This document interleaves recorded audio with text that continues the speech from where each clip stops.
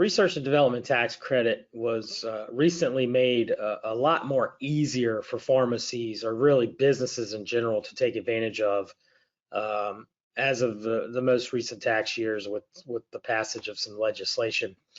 And so as it made it a little more easier for businesses to take advantage of, pharmacies can fall into that R&D tax credit opportunity. Particularly compounding. Compounding is kind of a low-hanging fruit there. So if you are a major compounder, 30, 40, 50 plus compounds a day, you should be taking a look at this because there's a 4-part test to determine whether you qualify, and you have to really run this test for every single compound you do. So is there uncertainty at the outset? Did you go through a process of experimentation? Is it a new product or process, and is it technological in nature? So technological in nature and product or process, which would be the prescription, are pretty much easy to check off. It's really the uncertainty in the process of experimentation when you come across a compound that you're going to have to identify. Obviously, compounders will run into compounds they pretty much know they can make, but they're not exactly sure how. They're going to have to research it. They may have to make it a few times, alter the formula or whatnot.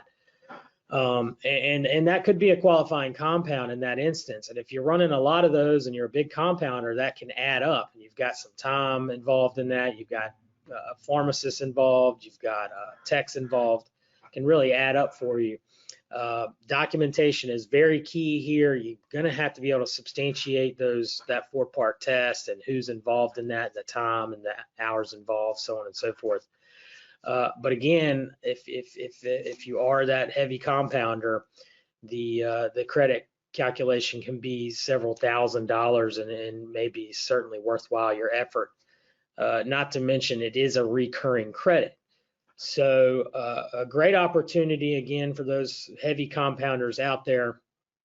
And the IRS has just recently come out with a new notice. I presume it's a notice that says some more additional information will have to be attached to your tax return, identifying those qualifying activities, identifying who's in the process, time involved, so on and so forth. So they've kind of expanded the information required to attach to your tax return.